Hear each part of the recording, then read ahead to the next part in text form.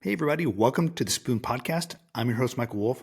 This podcast is where we talk to the changemakers reimagining the food system, and boy, do we have a great one on today's episode. Today's guest is Eva Goulbourne, founder of Littlefoot Ventures, and one of my favorite changemakers at the intersection of food, climate, and finance. Eva's had this amazing career that's taken her from the halls of the World Economic Forum all the way to helping to found ReFed, North America's leading food waste reduction organization.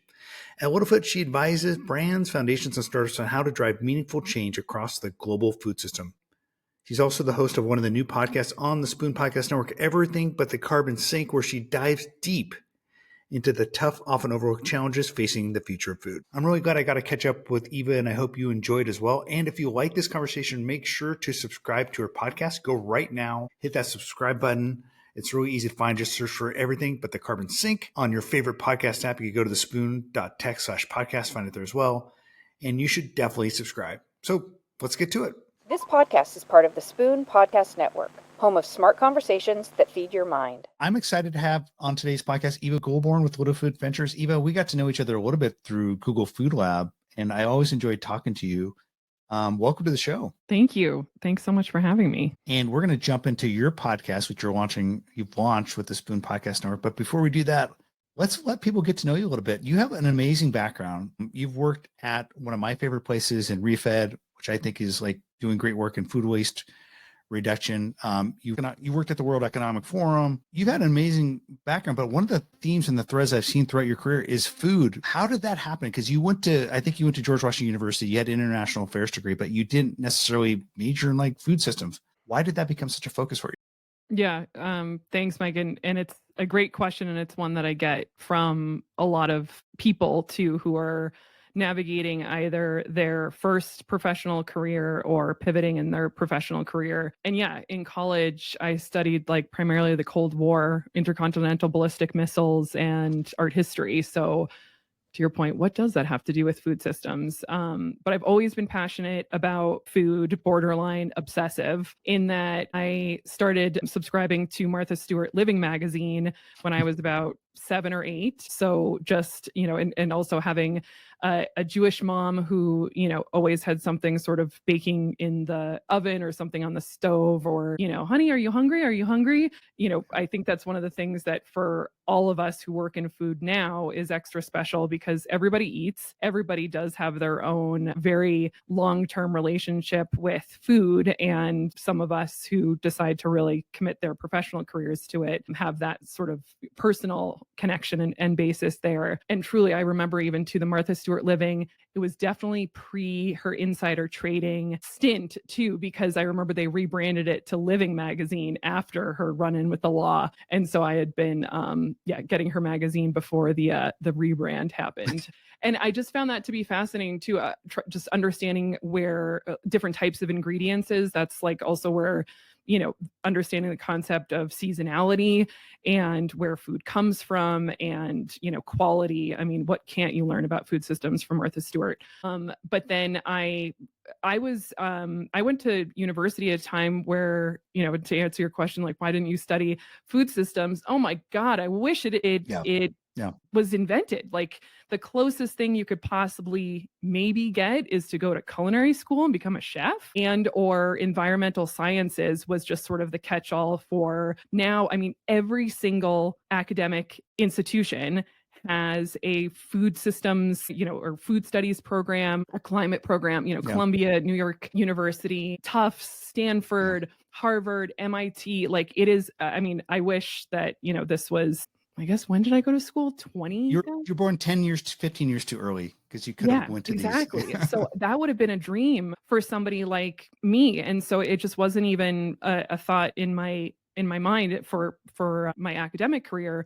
But then thankfully, after a very short, quite boring stint at the State Department, I was an intern for their Human Rights, Labor, and Democracy group, which I hope still exists today. Who knows? But that was also sort of my, Chances are it doesn't, but yeah. I know, it's just like cobwebs and filing cabinets. But that was the beginning of my professional foray into international development. I had always sort of had a craving for exploring the world around me. I went on my first international trip solo when I was 12 years old. I went to South that's Korea. impressive. That's impressive. Yeah. And I was like, there was no way I wasn't going to Did you do just it. hop? Your parents put you on a plane, or was this through a school program? Sort of neither and both. I was a day student at an international boarding school. And so I was the only, and so I went home at night, but all of my friends, like quite literally, were from, almost 200 different countries around the world. So that was a really formative academic access point. And my best friend at the time, she was from South Korea. And because, it was an international boarding school, the breaks, spring break was like a month or 6 weeks or something like that. And I convinced my parents that, when she invited me home to visit her family, that this was a great idea and to please, please, please let me on the plane. So I just went with her. She and I traveled by ourselves. It was also when you had like, an attendant with you on the plane, but, we're received by her parents on the other side. And I just like lived her life with her back home for, I guess it was 2 or 3 weeks. And again, like, that's really when you start to see how interconnected our food system is, how interconnected, global systems are, and really started to build that awareness for me that I'm a global citizen. I'm part of something larger than myself. My impact needs to be larger than self. So that sort of combined with all of these different components then led me to an international development nonprofit focus on financial services for tobacco farmers in East Africa. And so that was, again, like a continued access point to agriculture, international development, and these very specific, country contexts of, it was Kenya and Malawi at the time. And it was a project that was financed by Nike Foundation, MasterCard Foundation, and Bill and Melinda Gates Foundation. And that's also where I started to understand the role that philanthropy plays in helping to develop markets and helping to fund really important research and new financial inclusion tools. And my boyfriend, now thankfully my husband at the time, ended up getting a job in New York City. We were still living in DC at the time. So I had 2 weeks to find a job if I wanted to join him in the Big Apple, and miraculously applied for a position at the World Economic Forum. Truly did not understand exactly what that international institution was. I applied for a job that I didn't get, but they were like, we want you instead to be on this food security and agriculture team. And I was like, even better. That's awesome. Yeah. I think I had like applied for like mobility and transportation or something like that. So it doesn't sound nearly as cool as what you ended up doing. Yeah. So I was like, put me in, coach. This is great. And just packed up all of our stuff. And thankfully, then I got to join my boyfriend in New York City, and I was off to the races. And I was there for about 5 years. The World Economic Forum, for listeners who don't know, is an international organization. You probably know it most for the annual meeting in Davos that's held in the Swiss Alps in January of every year. Very, shishi, high profile private event that happens. But most people don't know or don't fully appreciate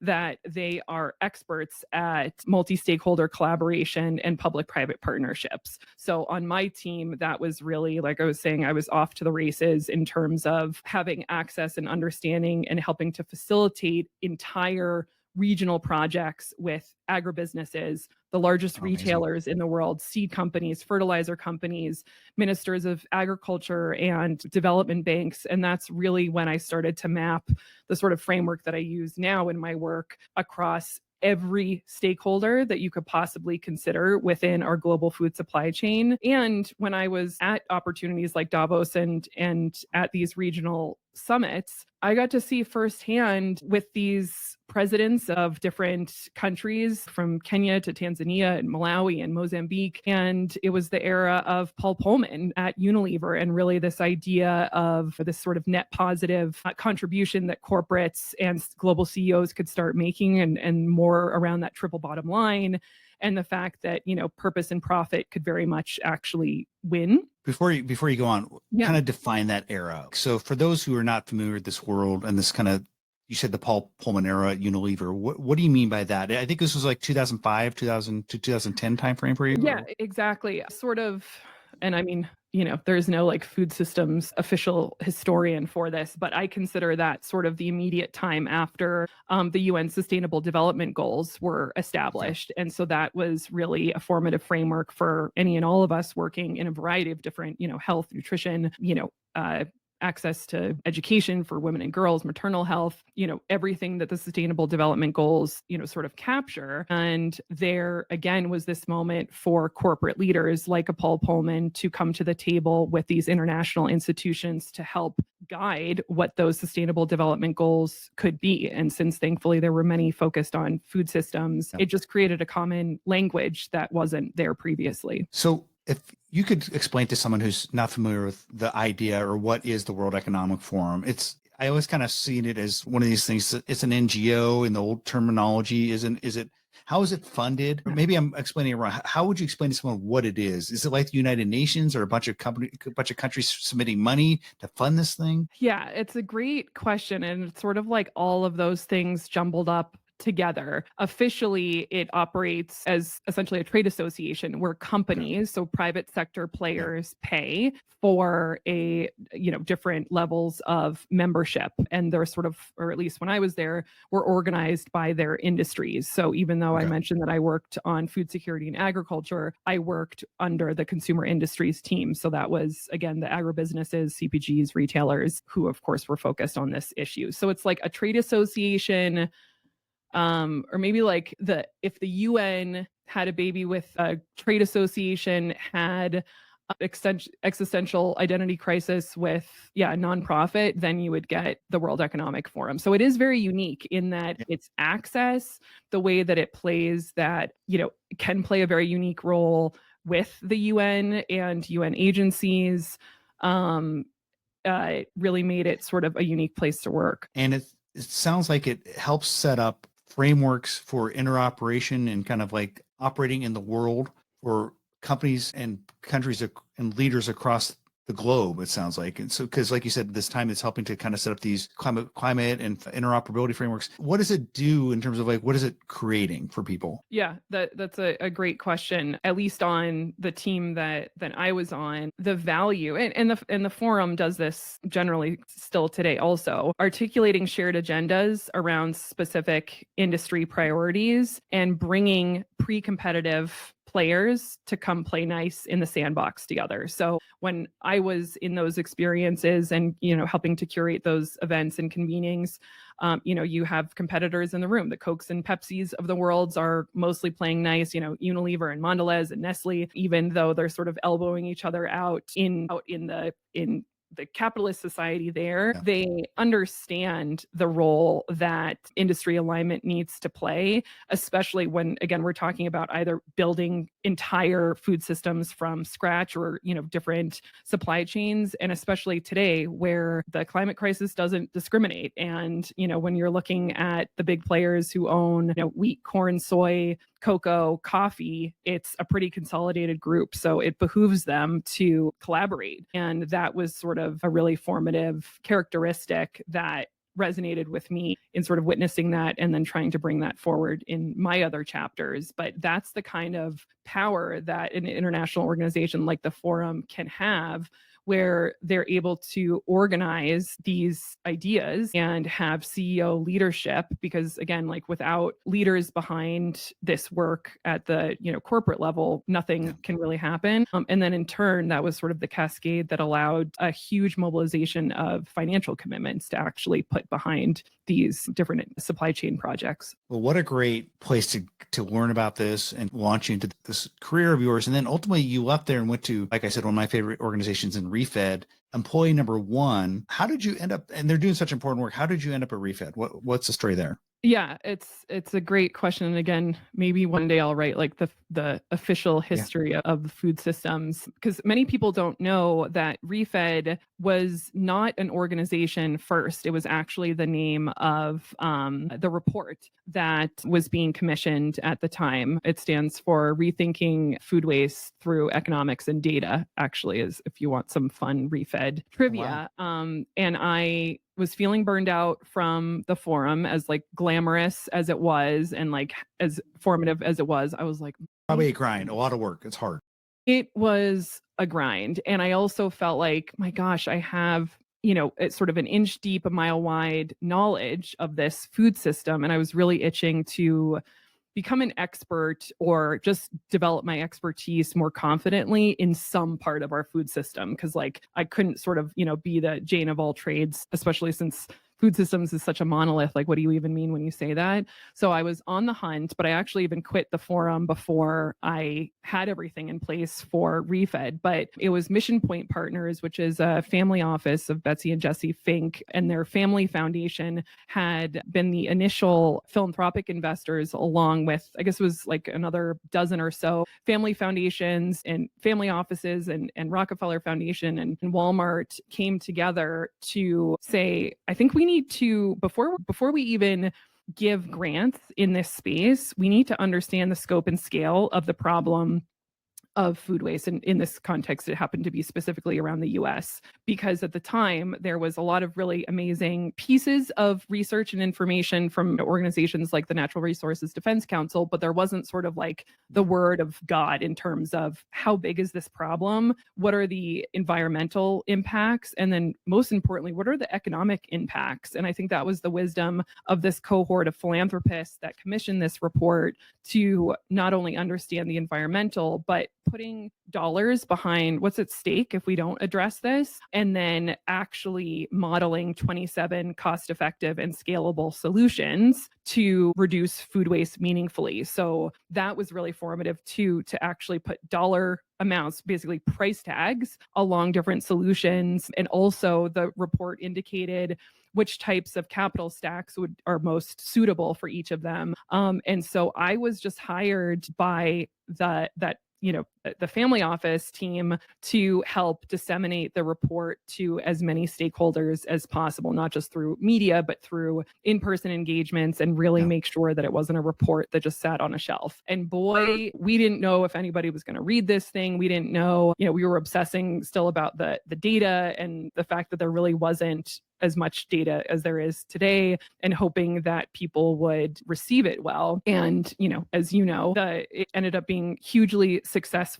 We had a huge event at Stanford University to launch the report with, now who are like the who's who and the celebrities of the food waste space. And was Dana instrumental in helping to write that? Yes. Yeah. Dana was on our advisory council. She was with NRDC at the time. And sort of all those amazing usual suspects from the food waste space were with us. And that was also, I think, the magic of the report too, was tons of work was invested in the relationships with the experts who helped contribute to the report. And I think that really continues to show through Refed today. So it was a report. And then they were like, us as a team were like, okay, I guess we need to create an organization now, because this was so successful. And so I played a variety of different roles within the organization to actually get it off the ground, continue to engage business and the certain retailers and CPG companies, and then also was responsible for shepherding in the initial $1 million+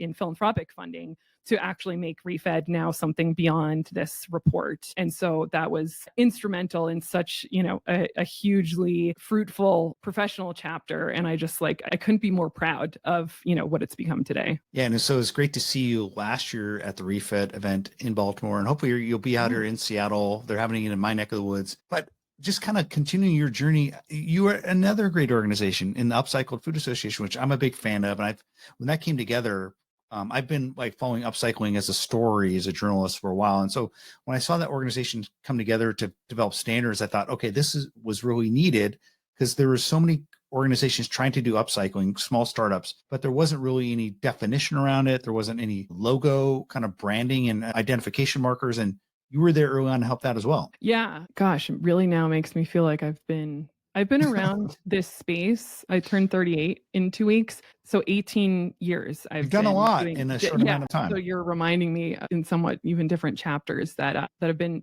tucked away. I guess maybe to answer that, I may go to Littlefoot for a second, because that sort of was my foray into the Upcycled Food Association. But after I helped to support Refed, again, I was like, I got to just figure out, what I might want to do next. I found out I was pregnant with my first child in December of 2017, and immediately had this maternal instinct to do more and do something to now protect the planet, the environment, society more intensely now that I had these little feet that were growing inside of me. So that's why Littlefoot is called Littlefoot, because it was an ode to the little feet that I was growing inside of me. And so my personal interests, my professional capabilities, and now my like mama bear instincts collided in this very significant way where I was like, okay, I don't know what I'm going to do, but I'm going to start Littlefoot. And it seems like I know a lot about an area that other people may not know. So let's see what could happen and, taking on projects. And I really, what like when you define what that subject matter is, you felt really good about knowing that is at the core of like how you felt you can help people. What do you define that as? Yeah, that's a good question. I think very pointedly, food loss and waste was my sort of like topic area expertise. Because now at this point with the Refed roadmap and the way that we had modeled the solutions and, just even the language that Refed uses to describe different, parts of the problem, drivers of the problem, I now sort of felt armed with, I think now we joke that I was classically trained in Refed in that, now I had this language and almost like this visual matrix in my mind of this entire system, and not only just about composting or just about, upcycling, but drivers on at the farm gate and during production, and the labor economics involved all the way into applications of AI solutions in retail settings. So I really finally felt like, okay, I think I'm armed and dangerous here, and let's test this out to see if this is valuable to people. And thankfully, it was extremely valuable. My first client was Anna Hammond of Matriarch Foods, so an upcycled brand. I worked with her sort of pre-concept before it was called Matriarch Foods. She just knew that this was a problem that she wanted to start addressing, and I had the great privilege of stewarding her through a lot of that early process to help her articulate the urgency of the problem that she was solving for, because there was so little education and awareness around food loss and waste at the time. Real quickly, just to kind of hone in on that. Yeah. What were you helping guide her through in terms of, was it the concept of the business, how she should attack the problem, the funding mechanisms? What were some of the things you're guiding her with? Yeah, that's a good question. And all of those services have certainly evolved. Some have remained completely unchanged, and some of those services has evolved a lot in the last 7 years. So in an instance like Matriarch Foods, she was an expert in her own right in child nutrition and a lot of dynamics around access to fresh produce, for culinary education for children in school groups. And so she knew a lot about the policy landscape in New York and a lot of different valuable components of food when she started this concept, but she didn't have the context and all of the language to, she recognized this problem of like, my gosh, so much food, beautiful produce is left on farms. Why? Why is this problem here? If you could just take all that fresh produce and blend it into a soup base or a gravy or, something, then you could continue to have all these nutrients. And in the system that we're trying to fight added sugar and sodium in meals for children, there's got to be a better way. So she had the intuition of this really, really important problem. And I was able to sort of take her intuition and put data and numbers and actual potential investors, potential CPG companies that would either be competitors to her or would be of interest. So I just sort of was a steward of contextual information to help her build the case for her investor deck, to think about her initial product, how she was going to source it, all of those different components. So I went on the entrepreneurial journey with her in that I certainly had never co-founded a company. And that was my first foray into the importance of articulating the problem that you're trying to solve to a very specific audience, and knowing your audience very well, and two, meeting your audience where they're at. And investors, of course, are, one of the number one audiences that you want to get it right with. That's fascinating. So you learned a ton. It's like you're getting a mini MBA in a sense, helping with this first big client of yours at Littlefoot. And then from there, it sounds like you continue to grow the different types of services you had. And that's probably natural as you bring on new clients, like you're kind of nimbly trying to meet them where they are. You're growing in terms of what you can do and offer. And so how has that been fully realized over the past 7 years. What are you doing now in terms of Littlefoot? Yeah. I sort of think about it into like axes or sort of frameworks where one, the topical area expertise that I had and now have was really important. So I knew to lean into food loss and waste from the very beginning. And thankfully, that is like a catch-all. I sort of call it like a chameleon issue. And my party trick is that it doesn't matter what part of the food supply chain you mention, I can convince you, and have some access point back to food waste, which makes me really fun at cocktail parties. That's a great party. That's a great party. Yeah. That's really all I can offer the world. But so I started there, and that allowed me to gain access and information around marketing and communications, and that related to consumer packaged goods, and then that led me to sustainable packaging, and that led me to again, sort of, AI solutions, technical solutions, software solutions to preserve food, which led me to logistics and cold supply chain. And so very quickly, this sort of ball of food waste yarn unraveled, and I realized that I had a lot to say, and that I had observed a lot in our food system beyond just food loss and waste. So now that work, continues to very much be around food loss and waste, but now I'm able to do projects around regenerative ag and the regenerative ag transition. And because of my time at the forum, understanding the context is very different when you're talking about a South America for a specific food and ag solution is very different from East Africa or Southeast Asia. So that's sort of like the first axes of the Eva Littlefoot matrix, where I've been able to sort of quickly build up the rest of my expertise across those different topic areas within food. And then beyond that, I have worked with food service companies, CPGs, retailers, trade associations, upcycled brands like Blue Stripes and Matriarch for several projects, and then started in the philanthropic world as well, because I had come from the nonprofit world. So it was sort of natural, as I was trying to identify those levers of impact, that there's a lot of amazing philanthropists who either are generalists, and I wanted to convince them that food systems transformation was like the best place, for their impact per dollar. Again, sort of taking a lot from my time at Refed to realize how powerful family foundations and corporate foundations can be. And then so that led me in terms of services to not only do strategy development on the corporate and brand side for food loss and waste, and I can give a few specific examples in a second, but then also using that same impact narrative strategy in another realm of food systems around philanthropy to create impact there. It's such an interesting worldview that you have and your expertise on the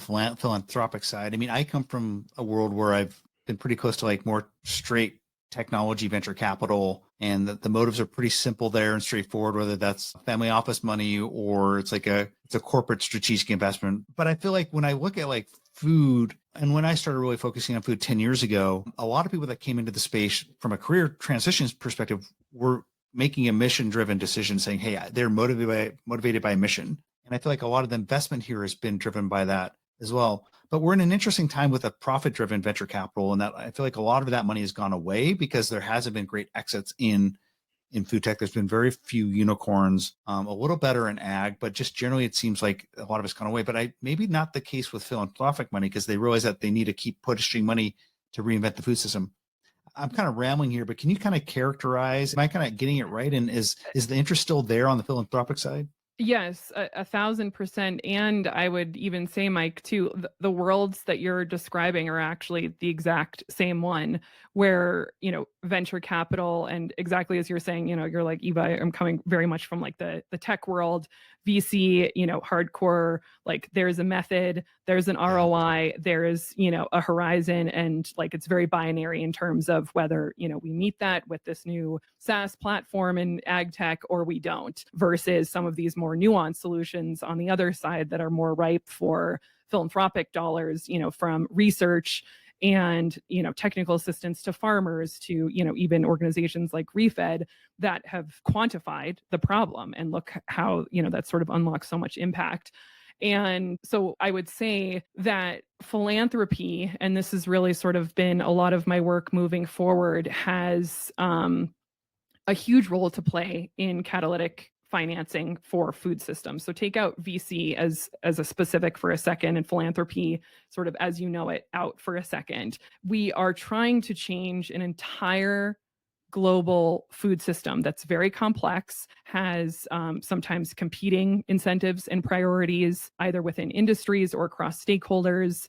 There's very specific geographic considerations. And then we're dealing with everybody from the consumer at the end of the supply chain to the farmer, and everybody treats them completely separately as if they're totally their own little, sort of like Tetris square that has no relation to the one next to it. And that to me is where we've gone so wrong in this food system, where like, yes, the tech bros and the VC guys who are focused on, that cool SaaS platform, or even like, the alt protein and Beyond Meat space, there's a place for those things for sure. And there's a lot of positive impact and sort of stretching the consumer's palate and their idea and relationship with food. And you don't use the same tool for every single problem and solution within this space. And so that's what's getting me excited about sort of this bending and blending of different capital stacks, where philanthropy doesn't just come to the table as, just a social good, or, writing a check to,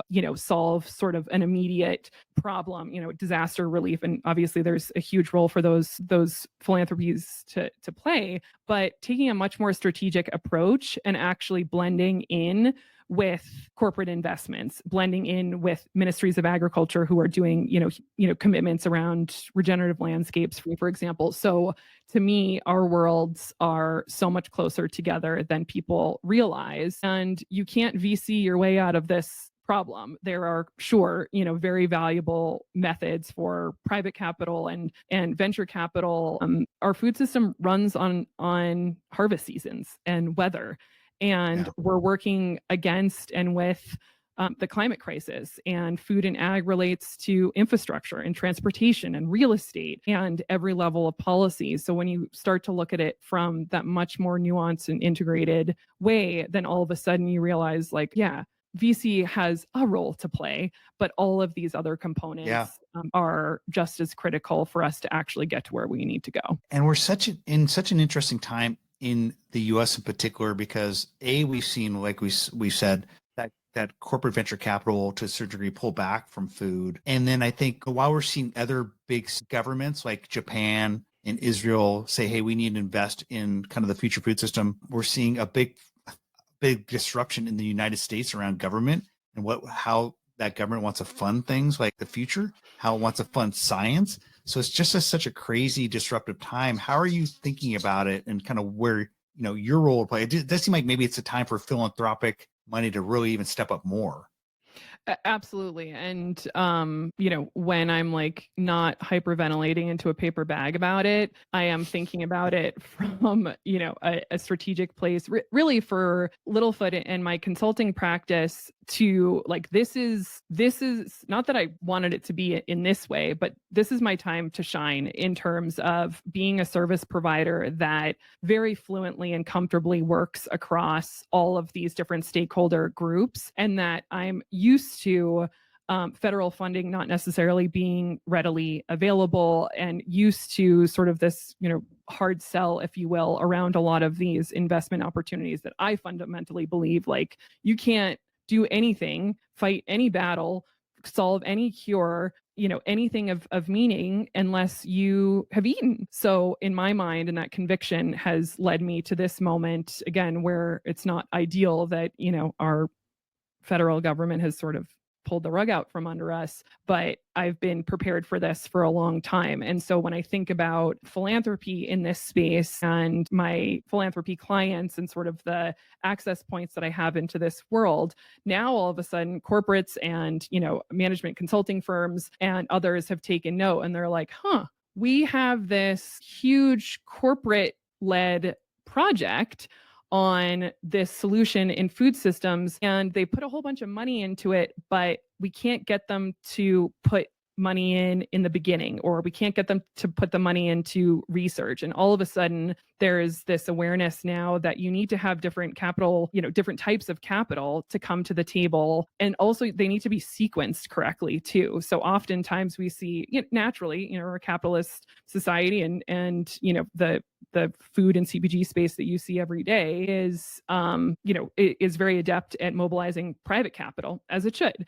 But all of these solutions then quickly realize, like, oh, geez, okay, we probably could have used a few $100 million from, an organization just to allow us to do these pilots on this new seed or crop for a few years so that we could get the large agribusiness or the off-takers to commit to this. And so now they're sort of coming back to the table to be like, yes, catalytic capital, patient funding, philanthropy. Eva, tell us more. How should we be engaging in this space? And so that's sort of, again, where you may view our worlds as being quite separate. All of a sudden, now it makes complete sense that these different motivators are coming to the table in a different way. So I say, like, philanthropy is going to be a necessary, like, even more necessary. And, it obviously plays a huge role in society regardless, but it's the number one the number one financial tool that is going to get us out of, a global climate crisis, a global food crisis, and you mentioned, Israel and Japan as examples of countries that are thinking about their food system and their food access Singapore differently. Yeah, Singapore, Saudi Arabia, China, and we're thinking about it as if they're completely separate food systems, like the Japanese food system, the Chinese food system. And it's like, all of these things are deeply integrated. And the war on Ukraine and what's going on there has a huge impact on fertilizer prices and availability of certain commodities. So again, you can't, and this is the part that I think is really unnerving about what's going on in the US with these, federal pullbacks and just the unease that it naturally causes across our global economy, is that we're only hurting ourselves. There's no upside, defunding entire parts of our, especially, even looking at USDA, FDA, lack of funds to farmers, in immigration policy in the US and how it affects the labor economics of where our food comes from in the United States, primarily California. Yep. Like, it's mind blowing and we're behaving as if these things are not deeply and intimately connected. Yeah, I went to international management school, I went to Thunderbird, and like at the time, like this idea of cooperating with different countries and kind of international management was such a big deal. And I don't know how anyone thinks like pulling back and being an island unto yourself in today's world is a good idea.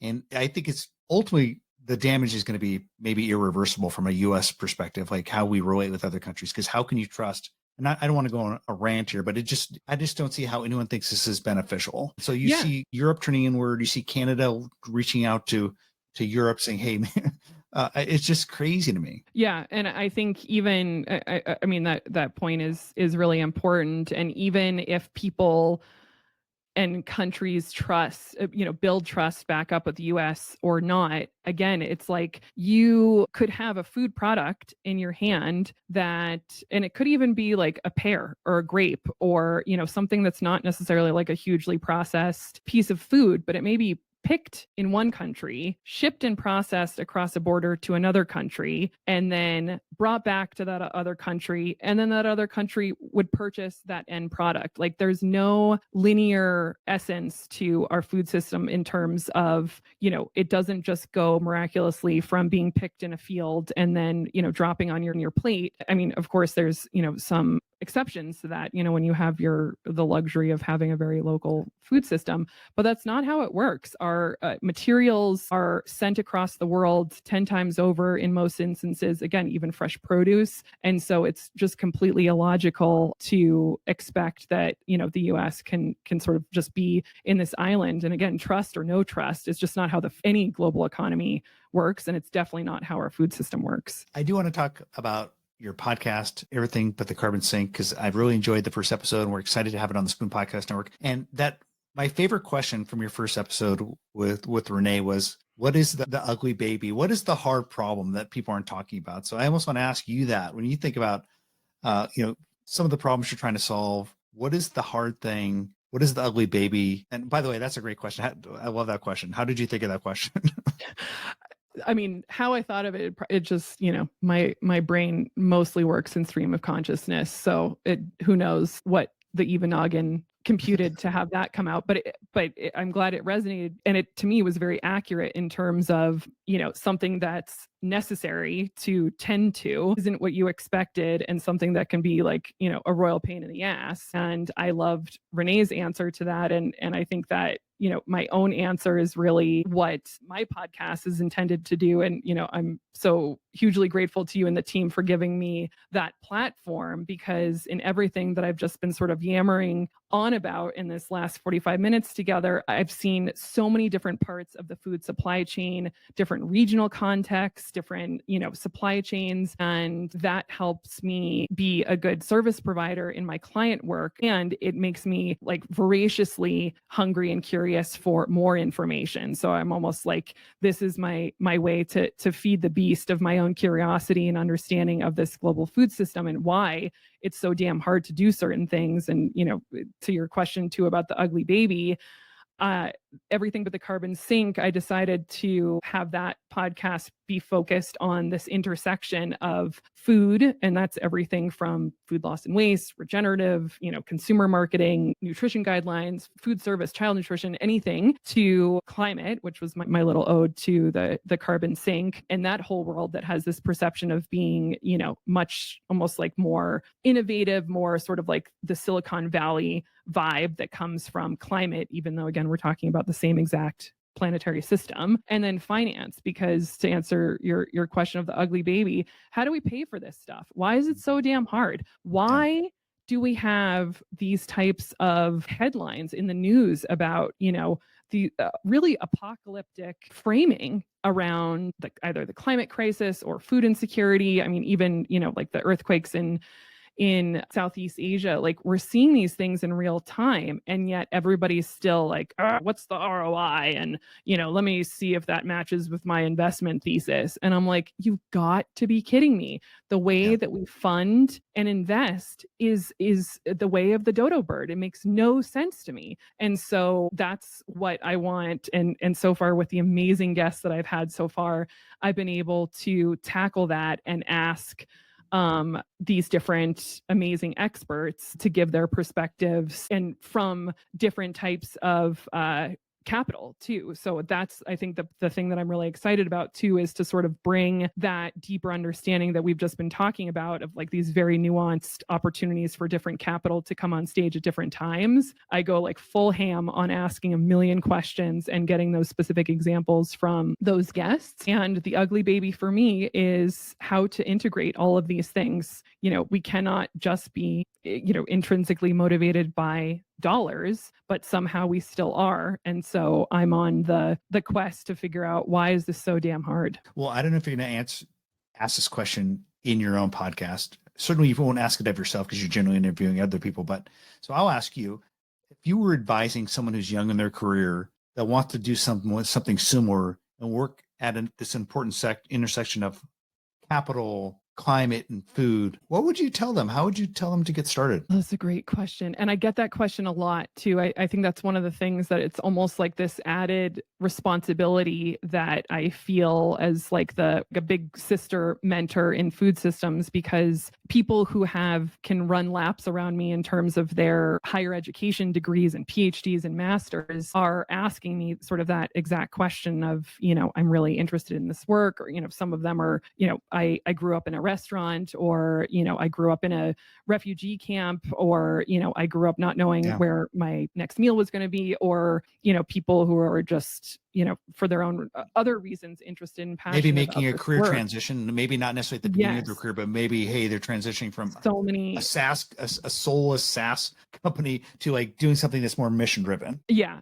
And that is the other sort of bucket of people that are like, there's got to be more meaning for me out there, and I'm looking for a career that's more impactful. And I would say, read, ask questions, elbow your way to the table. I love when people just like cold email, and I'm probably going to get even more of an influx of emails now, but Yeah. people reach out all the time. And I'm always delighted where I'm like, oh, how did you find me? And, because I feel like I'm such a small little minnow in this very, very large coral reef of food systems.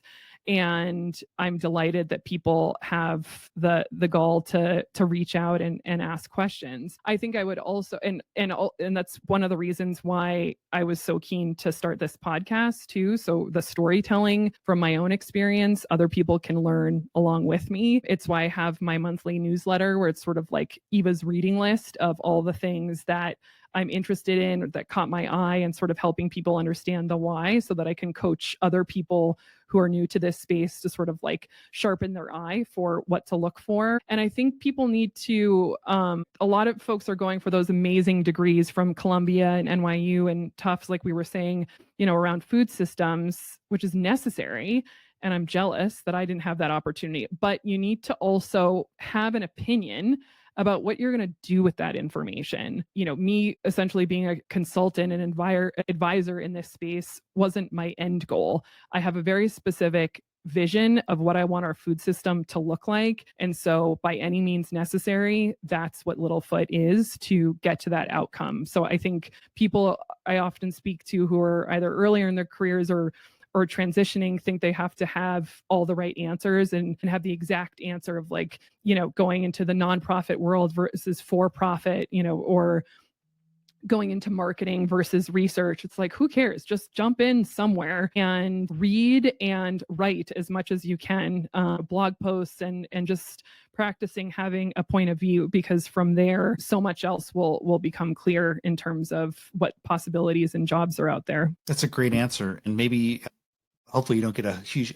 inbound influx of people. Maybe you want more people asking you, but I think, you should definitely answer that on your own podcast, because I think people can really appreciate that and enjoy it. I had so many more questions to get to, so we're going to have you back for like another round, Eva, because this is such a fun conversation. But I think people should definitely subscribe to your podcast, Everything But the Carbon Sink. You can find it on all the usual spaces. You can also find it on the Spoon, but this has been so much fun. Thank you, Eva. Thanks so much for having me, Mike. I really appreciate it. This podcast is part of the Spoon Podcast Network, home of smart conversations that feed your mind.